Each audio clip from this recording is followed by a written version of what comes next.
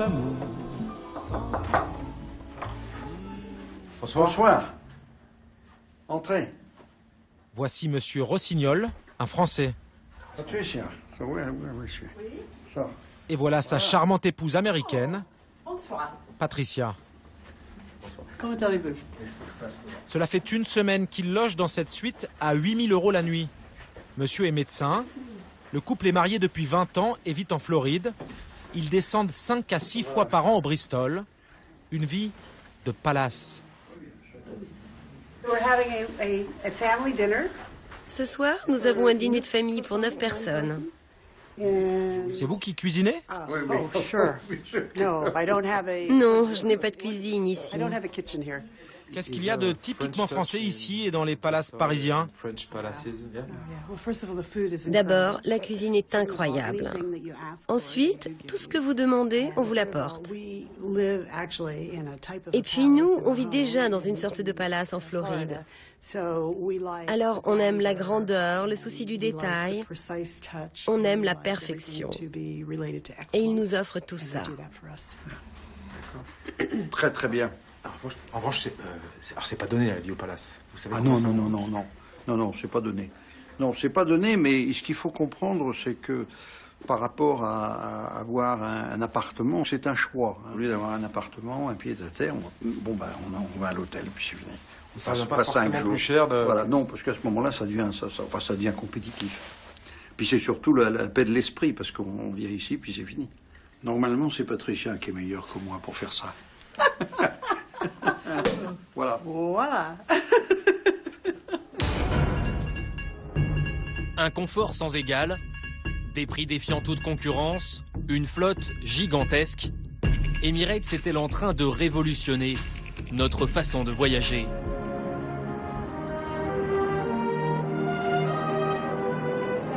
Ici, notre charmant bar à cocktail.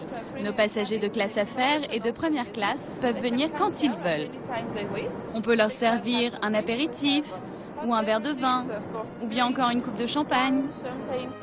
Petit four et canapé. On oublie qu'on est dans un avion. Je suis dans un salon de thé et je suis plus dans un avion. Car ça, c'était juste la mise en bouche. Quand on passe à table, en première classe, service, digne d'un palace. Je peux vous proposer un peu plus de Dom Pérignon? Avec plaisir. Pour ce chef d'entreprise suédois et sa femme, les vacances à Dubaï commencent bien. Du champagne avec le caviar. Après, ce sera du Bourgogne avec l'agneau. J'avais jamais vu ça. Du caviar à volonté. 3 choix d'entrée et de salade, 5 plats principaux, le tout arrosé de grands crus. Et après ce bon repas, rien de mieux qu'une bonne sieste sur un vrai lit. Et on leur demande s'ils veulent une camomille ou un chocolat chaud ou une boisson avant de s'endormir.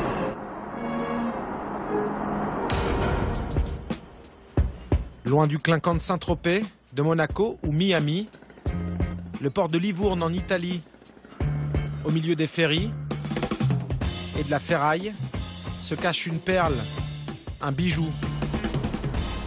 Et là-bas. Voici le Reborn, un yacht de 76 mètres qui hiverne à Livourne. Raphaël Blouquin vient le visiter. L'homme est capitaine de bateau.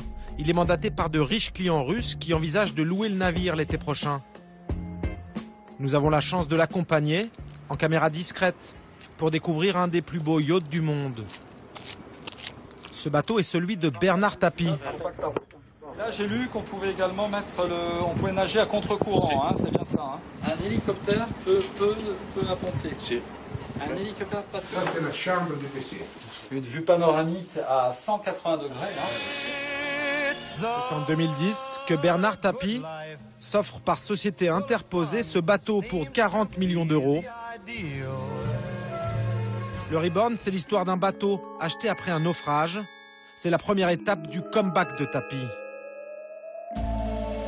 Car il revient ici, à Marseille. Cette ville qui l'a fait roi puis gueux, il vient la conquérir. Son journal d'abord, puis peut-être sa mairie. Beaucoup en sont convaincus dans un coin de sa tête les élections municipales de 2014. y a un espace pour une nouvelle offre politique dynamique. Voilà. Ça, je suis formel là-dessus. Ça, il a très bien compris, Tapi. Hein. Ça, je suis sûr qu'il l'a vu. Hein. Est-ce qu'il peut être maire de Marseille? C'est pas une mauvaise idée. 2 millions en cash trouvés au domicile d'une dizaine de notables parisiens, clients des mêmes banquiers suisses, les El Mallet. Problème, ces liasses ne proviennent pas des comptes des clients à Genève, mais du trafic de hashish, du deal de rue. À l'époque, cette histoire fait grand bruit, car parmi les prévenus, une élue, Florence Lamblin, celle qui est maire adjointe dans le 13e arrondissement de Paris, s'est fait surprendre avec 355 000 € en espèces. Voilà 6 mois qu'elle se tait, 6 mois qu'elle se terre. Elle a accepté de nous rencontrer pour s'expliquer, enfin. Elle ne sait pas qu'elle est filmée. C'est un compte en Suisse qui me venait de ma famille. Voilà, depuis mon arrière-grand-père qui avait un compte en Suisse, voilà, et qui effectivement a été transmis. Vous vouliez pas que ça se sache? Vous le déclarez pas parce que vous vouliez pas que ça se sache? En fait, je savais pas comment faire, quoi. Mais si vous voulez, vous héritez d'un compte en Suisse, vous faites quoi? Vous allez tout de suite voir le fisc? Je savais même pas si c'était autorisé, je savais pas, quoi. Et vous saviez que c'était de la fraude fiscale quand même? Vous saviez que... La fraude fiscale, j'en sais rien, moi, si c'est de la fraude fiscale. Si vous voulez, normalement, vous devez déclarer un compte en Suisse et effectivement, vous devez déclarer les revenus de ce compte. Vous l'avez pas fait? Non, je l'ai pas fait. Maintenant, intéressez-vous aux autres prévenus de l'affaire. Les autres prévenus, ce sont une dizaine de notables mis en examen pour blanchiment. Pas franchement la France d'en bas, plutôt celle des beaux quartiers, des cols blancs, surpris par la police avec des sacs remplis de cash. Avocats, marchands d'art ou architectes. Nous avons essayé de les rencontrer, de comprendre cette France riche et tricheuse.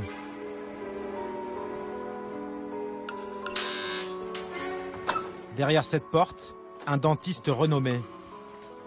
Vous savez pourquoi on est là? Non. Je peux parler? Non. Cet homme a avoué s'être fait livrer en moins de 10 ans plus d'1 million d'euros. On travaille sur l'affaire El Mallet. Je peux je vous en prie, ça. Ce compte caché au fisc, il n'a pas très envie d'en parler. Pas question d'être associé publiquement à un trafic de drogue. La peur d'être éclaboussé obsède ces 10 prévenus. 10 hommes en colère contre cette justice qui les traite en voyous quand eux se vivent en victimes. Comme cet homme d'affaires, il a reçu 7 livraisons de cash pendant l'enquête. 140 000 € récupérés en cash? C'est ce qu'ils disent, ouais. C'est vrai? Non, c'est ce qu'ils disent. Ils sont venus chez moi devant mes enfants. Ils m'ont gardé 2 jours et demi, donc ils m'ont relâché. Hein. Ça vient que je suis pas un trafiquant de drogue, mais enfin, c'est la chasse aux sorcières. Donc ils mélangent tout, les gens qui travaillent, les hommes d'affaires avec les trafiquants de drogue. De toute façon, c'est tellement l'enfer là aujourd'hui. On attend de tout régler et de faire comme tout le monde, ses valises pour quitter ce beau pays. Voilà, hein? Voilà. Oui, monsieur, qu'est-ce que vous voulez? Décembre dernier, c'est la rupture. Le gouvernement a annoncé qu'il allait falloir payer plus, 75%. La star tourne les talons. Paris, Néchin, et pourquoi pas Moscou? L'acteur brouille les pistes et semble lui aussi jouer avec les médias. Sauf que l'épisode russe n'est pas un caprice de plus de cet homme fâché avec la France. Depardieu et la Russie, c'est une histoire qui dure depuis bien longtemps. Ceux qui disent du mal du président Poutine ne sont jamais sortis de chez eux et sont restés en arrière depuis très longtemps. Bélier-Stolby, 3000 habitants, à 2 heures de route de Moscou. Monsieur Borodatchev nous emmène dans un lieu presque secret, bien caché dans la taïga. C'est une propriété privée, c'est ça? Oui, c'est une zone privée qui appartient aux archives nationales du cinéma russe. Dans cette résidence d'État, ultra sécurisée, 8 belles demeures. Gérard Depardieu est en train de faire construire la 9e.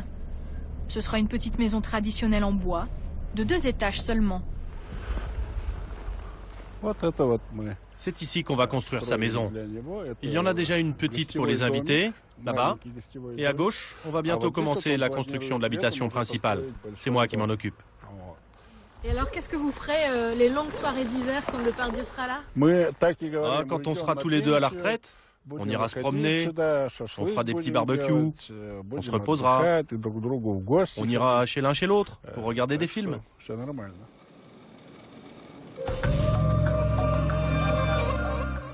Voilà pour cette première séquence sur les Français riches, dont on a beaucoup parlé, avec les exils dorés en Suisse et les exils fiscaux. Merci Jean Lassalle d'être avec nous sur ce bateau. Je sais que vous faites en ce moment un tour de France à pied, avec votre sac à dos et votre béret, à la rencontre des Français. Vous étiez à Metz aujourd'hui, vous êtes revenu exprès pour nous.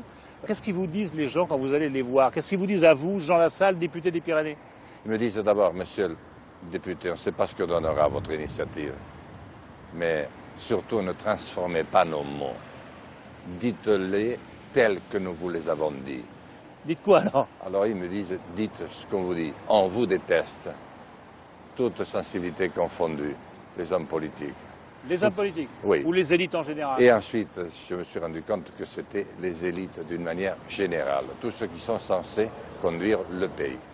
Alors ça, on vous déteste, c'est un mot très fort, on vous déteste. Oui.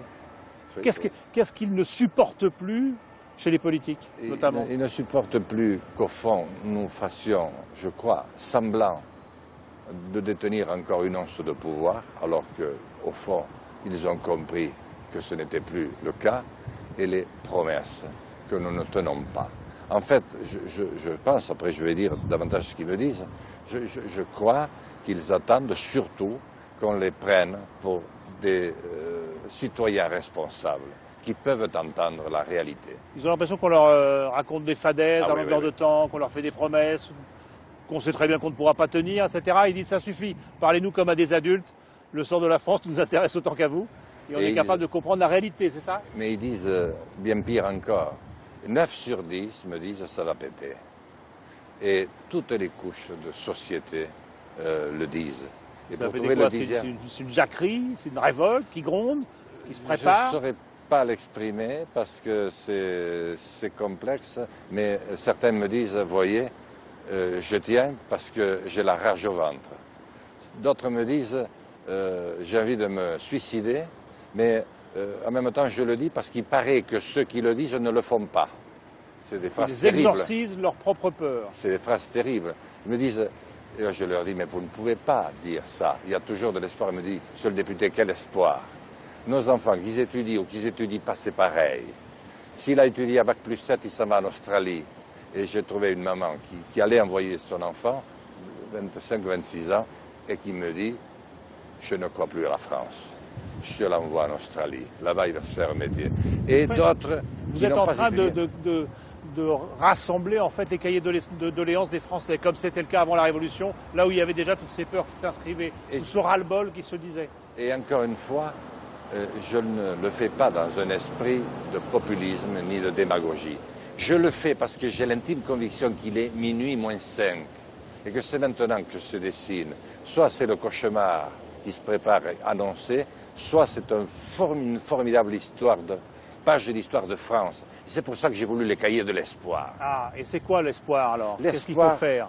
D'urgence. Reparler et faire sortir cette colère qui est au fond cette résignation, ce désespoir qui est au fond de l'immense majorité de nos concitoyens comme un moteur bloqué, rouillé, qui ne peut plus rien voir. Vous allez le voir avec la réforme des retraites. Il y a de la résignation, vous dites, aussi. Oui. Et ceux qui me disent ça va péter, je leur dis, mais enfin, vous n'allez pas y aller, vous, vos enfants, vous y pensez? Non, mais c'est pas moi, ce sera à Paris que ça pètera. Et 3 sur 10 me disent, mais moi si ça pète, j'y vais de suite.